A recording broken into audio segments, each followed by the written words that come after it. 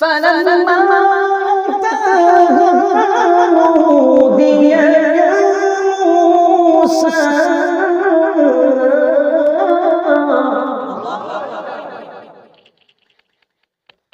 قال أنا ربك فاخلع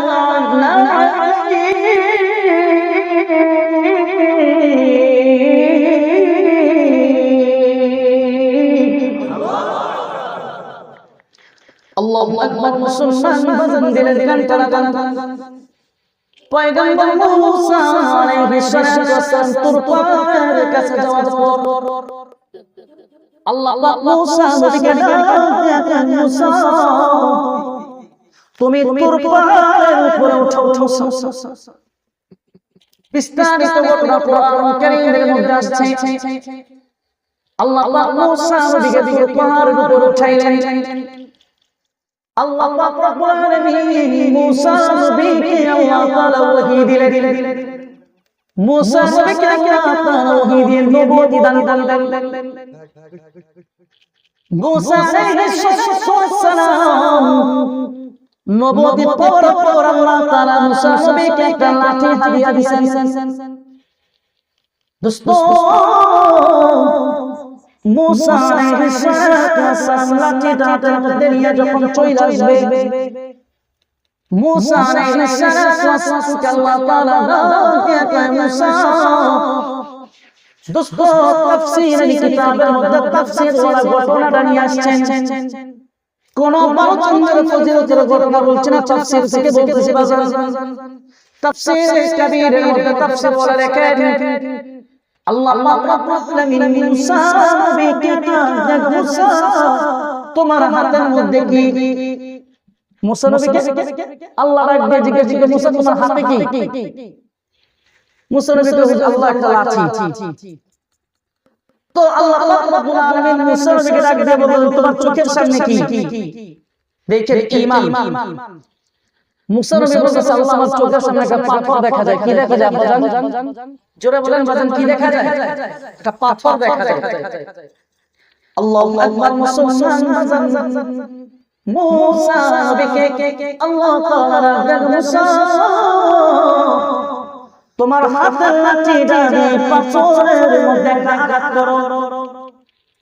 মুসা নবী ওই পাথরের মধ্যে হাতের লাঠি দিয়ে আঘাত করছে। পাথরটা দুইটা ভাগ হয়ে গেছে। পাথরের ভিতরে মুসা নবীর বাহুতে দেখে আরেকটা পাথর দেখা যায়। মুসা আল্লাহ তাআলা ডাকেন, মুসা এই পাথরের মধ্যে আরেকটা আঘাত করো। পয়গম্বর মুসা আলাইহিস সালাম পাথরের মধ্যে আরেকটা আঘাত করছে। কয়টা পাথর হইলো বাজান? জোরে বলেন কয়টা? দুইটা। আল্লাহ পাক রব্বুল আলামিন মুসা দ্বিতীয় পাথরের ভিতরে মুসা নবী তাকায় দেখে আরেকটা পাথর দেখা যায়। কয়টা বাজান? তিনটা। আল্লাহ পাক দেখে মুসা এই তৃতীয় পাথরের মধ্যে আরেকটা আঘাত করো। মুসা নবী তৃতীয় পাথরের মধ্যে আবার আঘাত করছেন। দোস্ত তিনটা পাথরের মধ্যে মুসা নবী আঘাত করছেন। তিনটা পাথরের ভিতরে এবার মুসা নবী তাকায় দেখে ওই তিনটা পাথরের মধ্যে একটা ছিদ্র ছিল না। তিনটা পাথরের মধ্যে সারা পরিমাণ কোনো ফুটা ছিল না। কিন্তু তিনটা পাথরের ভিতরে মুসা নবী তাকায় দেখে সুন্দর একটা ছোট পোকা দেখা যায়। আর ওই পোকাটা আল্লাহ দেওয়া নিয়ামত। ওই তিনটা পাথরের ভিতরে বৈশা বৈশা চিবা গাছ খাইতেছে। पूछे नजर से पूछे नजर से लेकिन नहीं पोशीदा मुसलमान की नजर से, लेकिन नहीं पोशीदा मुसलमान की नजर से। डरते नहीं दुनिया में मुसलमान किसी से। दर्द नहीं दुनिया में मुसलमान किसी से, जब मिलेगा ये दौलत ईमान नबी से, जब मिलेगा ये दौलत ईमान नबी से। अल्लाहु अकबर बदन जोड़े আর একটু জোরে বলা যাবে কি আল্লাহু আকবার। দোস্ত পয়গম্বর মুসা দেখে ছোট একটা চিবায় ঘাস খাইতেছে। মুসা নবী পাটাকে জিজ্ঞেস করলো, তুমি কেন এই তিনটা পাথরের ভিতরে আসলা? আল্লাহু আকবার। মুসলমান এই কথাটা বলার সঙ্গে সঙ্গে আল্লাহ রাব্বুল আলামিন ওই পোকাটার জবান থেকে আল্লাহ তাআলা করে দিয়েছেন আল্লাহু আকবার। আল্লাহ পারেন কি পারেন না? জোরে বলেন পারেন কি পারেন না? আল্লাহু আকবার। মুসলমান পয়গম্বর মুসা আলাইহিস সালামের কথা শোনার সঙ্গে সঙ্গে পোকাটা জবান আল্লাহ তাআলা খুলে দিয়েছে। পোকাটা যে জবাবটা মুসা নবীকে দিবে তাফসীরের মধ্যে জবাব আসছে, সুবহানাহু মান ইয়ারানি ওয়া ইয়াসমাউ কালামি ওয়া ইয়ারযুকুনি ওয়া লা ইয়ানসানি। সঙ্গে সঙ্গে পোকাটা ডাক দিয়ে নবী, ও মুসা নবী, আপনি একজন পয়গম্বর জলিল নবী, আপনি ভালো করে শুনেন, আমার যখন রিজিকের প্রয়োজন হয়, যখন আমার খাবারের প্রয়োজন হয়, যখন আমার যা কিছুর প্রয়োজন, আমি তিনটা পাথরের ভিতরে থাকি। টাইম টু টাইম প্রতিদিন আমার খাবারের ব্যবস্থা করেন যিনি, আর শাসন থেকে আল্লাহ পাক রব্বুল আলামিন প্রতিদিন টাইম টু টাইম আমার খাবারের ব্যবস্থা করে দেন। শাহিদ শুহুদ আই শাহিদ শুহুদ জাহির বাতিন হে তু, শাহিদ শুহুদ জাহির বাতিন হে তু, জরা জরা দুহরা কায়ে তেরা বন্দে কো, জরা জরা দুহরা কায়ে তেরা বন্দে কো। আল্লাহু আকবার। দোস্ত ওই যে মুসা নবীর স্ত্রী ব্যথায় কাতর হয়ে গেছে, মনে আসেনি? জোরে বলেন মনে আসেনি? মুসা নবী হঠাৎ করে হুঁশ ফিরে আসছে, আহারে আমার বিবিরা প্রসব ব্যথায় কাতর হয়ে পড়ে রইছে। মুসা নবীর ভিতরে একটা ঈমানি পাওয়ার চলে আইছে, এমনি তো তিনি নবী ঈমানের জজ্বা চলে আইছে যে আল্লাহ তাআলা একটা পোকাকে টাইম টু টাইম তিনটা খাবার দিতে পারেন, যে আল্লাহ তাআলা একটা পোকাকে টাইম টু টাইম তিনটা পাথরের ভিতরে খাবার দিতে পারেন। দোস্ত ঠান্ডা মাথায় চিল্লায় জবাবটা দিবেন, মুসা নবীর স্ত্রীকে সুস্থ রাখতে পারেন যিনি, চিল্লায় বলেন তিনি কে?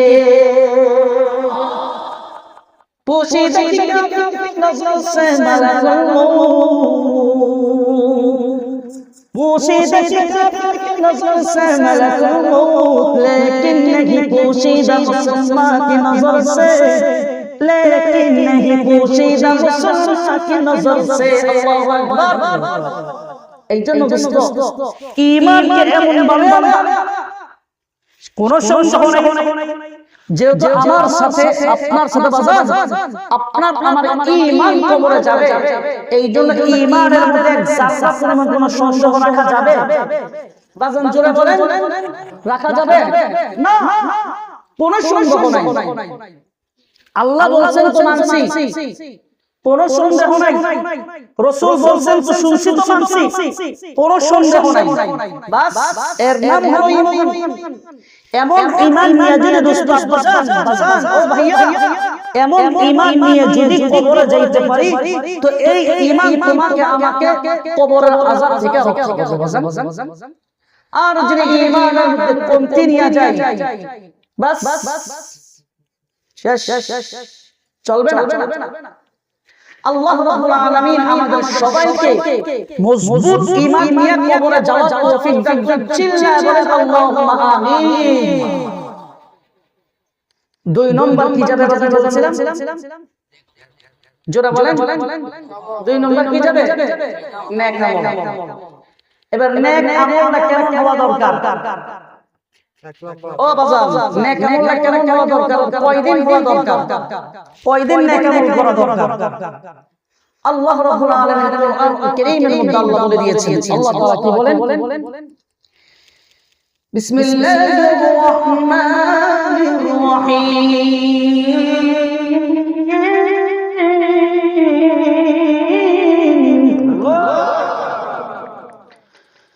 فإذا جاء أجلهم لا يستأخرون ساعة ولا يستقدمون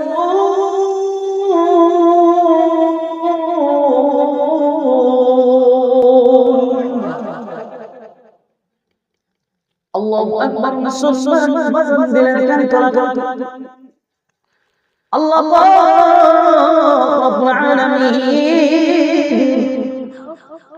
قرآن الكريم المجد الله تعالى بندي কয়দিন তুমি নেক আমল করবা জানি فإذا جاء أجلهم لا يستأخرون ساعة ولا يستقدمون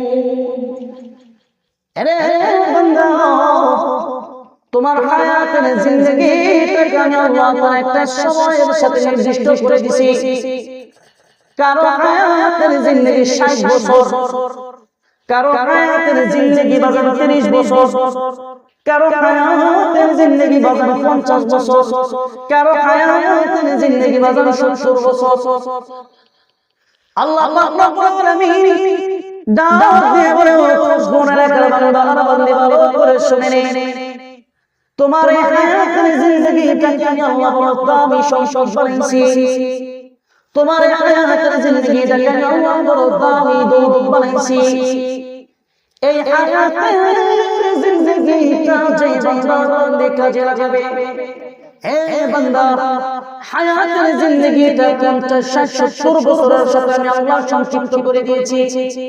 যেদিন তোমার হায়াতের জিন্দেগিটা বাজার শেষ হয়ে যাবে, একটা সেকেন্ড আগে তোমার সামনে মালাকুল মউত আসবে না, আর একটা সেকেন্ড পরও তোমার বাড়ির দরজায় মালাকুল মউত করা লাগবে না।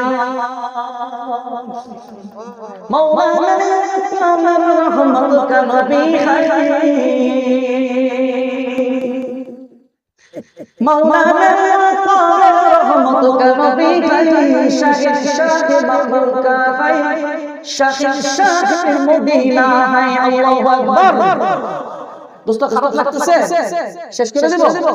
হ্যাঁ দোস্ত, হায়াতের জিন্দেগি আল্লাহ তাআলা বড় দামি সম্পদ বানাইছেন। এই হায়াতের জিন্দেগি যেই বান্দা কাজে লাগাবে, যেই বান্দা এই হায়াতের জিন্দেগিকে কাজে লাগাবে, ওই বান্দা নিজের জীবনটাকে সুন্দর করে নেক আমল দিয়ে সাজাতে পারবে।